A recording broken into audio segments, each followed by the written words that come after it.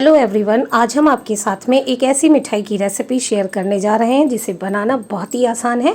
मिनटों में ये रेसिपी बनकर तैयार हो जाती है और साथ ही इस रेसिपी को बनाने के लिए ना हमें मावा की ज़रूरत है, ना हमें चाशनी की ज़रूरत है और ना ही इस मिठाई को घंटों पकाने की ज़रूरत है।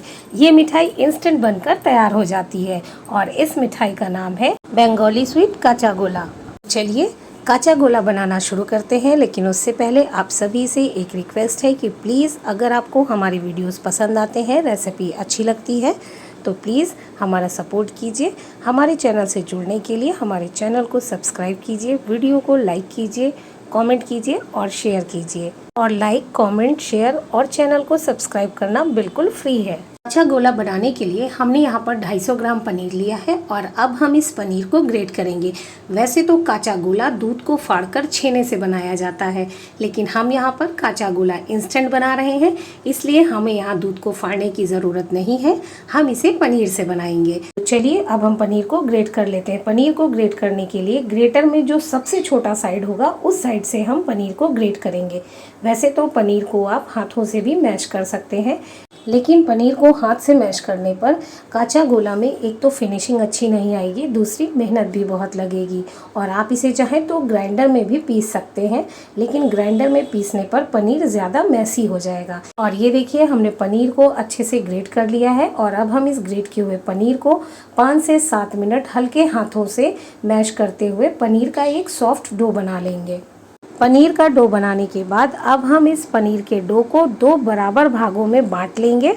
पनीर वाले डो को 2 बराबर हिस्सों में बांटने के बाद अब हम इस डो का एक हिस्सा उठा करके एक पैन में रख लेंगे और अब हम इस हिस्से को पकाएंगे। लेकिन उससे पहले हम इसमें ऐड करेंगे 1/4 कप कंडेंस मिल्क। अगर आपके पास कंडेंस मिल्क नहीं है तो आप 1/4 कप मिल्क पाउडर भी ले सकते हैं। साथ ही हम इसमें ऐड करेंगे 3 टेबल स्पून पाउडर शुगर। अगर आप कंडेंस मिल्क की जगह पर मिल्क पाउडर का यूज़ कर रहे हैं तो आप इसमें 1 से 2 टेबल स्पून पाउडर शुगर बढ़ा दीजिए। हमने यहाँ पर रेगुलर चीनी को ले लिया था एक मिक्सी के जार में, साथ ही उसमें हमने 2 से 3 हरी इलायची भी डाल दी थी और दोनों को हमने पीस लिया था। अगर आप इलायची पाउडर का यूज़ कर रहे हैं तो आप केवल चीनी को मिक्सी के जार में डालकर पीस सकते हैं। पाउडर शुगर ऐड करने के बाद अब हम इन सभी को अच्छे से मिक्स कर देंगे और उसके बाद पैन को गैस पर रखकर इन सभी को पका लेंगे। इन सभी को पकाते समय जैसे जैसे चीनी गर्म होगी वो अपना मॉइस्चर छोड़ने लगेगी, जिसकी वजह से ये मिश्रण थोड़ा सा पतला हो जाएगा। इस मिश्रण को पकाते समय एक चीज़ का ध्यान रखना है कि गैस की फ्लेम को हमें मीडियम टू लो रखना है और इसे हमें बराबर चलाते हुए पकाना है। और ये देखिए जैसे जैसे चीनी का मॉइस्चर ख़त्म होने लगेगा ये मिश्रण धीरे धीरे गाढ़ा होने लगेगा और एक डो के फॉर्म में आ जाएगा। और ये देखिए इस मिश्रण को पकाते हुए हमें 7 से 8 मिनट हो चुके हैं और ये मिश्रण एक डो के फॉर्म में आ चुका है। और अब हम गैस को ऑफ कर देंगे और इस पके हुए पनीर के मिश्रण को हम उसी प्लेट में निकाल लेंगे जिस प्लेट में हमने आधा कच्चा पनीर वाला डो रखा हुआ है। और इस मिश्रण को निकालने के बाद अब हम इस मिश्रण को पहले अच्छे से ठंडा हो जाने देंगे। और ये देखिए पके हुए पनीर का मिश्रण अच्छे से ठंडा हो गया है और अब हम दोनों पनीर यानी कच्चा पनीर और पके हुए पनीर को आपस में मैश करते हुए मिक्स कर देंगे और इसका एक सॉफ्ट डो बनाकर तैयार कर लेंगे। दोनों पनीर को मिक्स करते समय इस चीज का ध्यान रखना होगा कि दोनों पनीर आपस में अच्छे से मिक्स हो जाएं। और ये देखिए हमने पनीर का एक सॉफ्ट डो बनाकर तैयार कर लिया है और अब हम इस पनीर के डो में मिलाएंगे 2 से 4 बूंद केवड़ा एसेंस की। केवड़ा एसेंस डालना टोटली ऑप्शनल है और केवड़ा एसेंस डालने के बाद एक बार फिर से हम केवड़ा एसेंस को भी इस पनीर वाले डो में अच्छे से मिक्स कर देंगे। केवड़ा एसेंस को अच्छे से मिक्स करने के बाद ये देखिए डो अभी कुछ गीला लग रहा है, इसलिए डो को हम फ्रिज में रख देंगे कम से कम 15 से 20 मिनट के लिए ताकि डो अच्छे से सेट हो जाए।